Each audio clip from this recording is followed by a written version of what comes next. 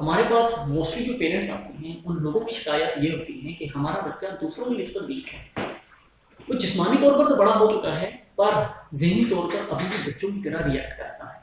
اس کا ہمیں حل بتائیں ہم کیا کریں.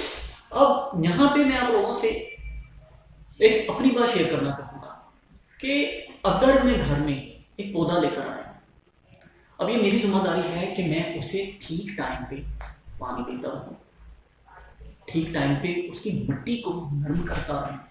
جب میں دیکھوں کہ وہ پرورش پا رہا ہے پھر میری ذمہ داری ہے کہ میں اس میں مٹی تھوڑی سی اور ڈال دوں. اور پھر ایک ٹائم آنے کی ضرورت یہ پڑے گی کہ مجھے اس کے نیچے کے برتن کو یا جسے آپ گملہ کہتے ہیں ہمیں اس گملے کو تبدیل کرنا پڑے گا، تھوڑے سے بڑے وزن کا گملہ رکھنا پڑے گا کیونکہ اس کی جڑیں پھیلی ہوتی ہیں، اسے زیادہ مٹی کی اور زیادہ جگہ کی ضرورت ہے. پھر میں یہ سوچوں گا کہ اب اسے تھوڑی سی دھوپ کی روشنی کی بھی ضرورت ہے. پھر میں اسے مناسب سورج کی روشنی دینے کے لیے باہر لاؤں گا اور مناسب ٹائم پہ اسے دوبارہ سے اندر لے کر آؤں گا تاکہ وہ ٹھیک سے پرورش پا سکے.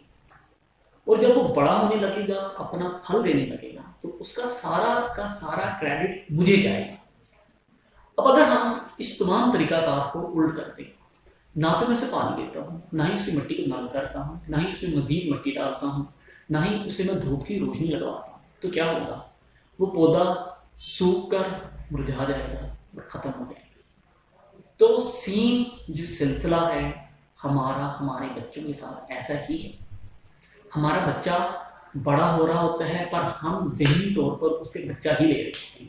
ہمارا بچہ اپنے خیالات کا اظہار کرنا چاہتا ہے، ہمارا بچہ نئی چیزوں کو سیکھ رہا ہوتا ہے پر ہم اسے یہ کہہ کر کہ ابھی یہ بچہ ہے، یہ بات کو نہیں سمجھ سکے گا، ہم اس کی طرف توجہ نہیں دے پاتے.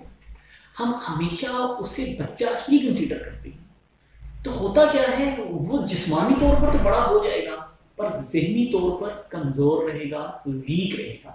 تو ضرورت یہ ہے کہ اگر آپ چاہتے ہیں کہ آپ کا بچہ بھی ایکٹیو ہو، اور اگر آپ اپنے بچے کا کسی دوسرے بچے سے موازنہ کر رہے ہیں تو ایک بار ان کے والدین کو جا کر دیکھ لیجیے گا کہ ان کی کیا ایکٹیویٹیز ہیں، وہ کس قسم کی سوچ رکھتے ہیں، ان کے خیالات کس طرح کے ہیں.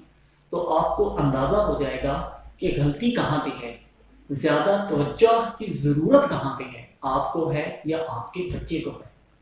تو آپ کوشش کیجئے کہ آپ اپنے بچے کی تربیت کے ساتھ ساتھ تھوڑا سا اپنے اوپر بھی توجہ دیں، کیونکہ جتنے لائق ہم خود ہوں گے ہمارا بچہ بھی اتنا ہی لائق ہو. بہت ہی ریئر کیسز ہوتے ہیں کہ جو بچے ہوتے ہیں اپنے ماں باپ سے آگے نکل جاتے ہیں، پر جو بیسک تربیت ہے وہ ماں باپ کی طرف سے ہی ہے. مجھے سننے کے لیے آپ سب کا بہت شکریہ. اپنا خیال رکھیں، دوسروں کا خیال رکھیں. اللہ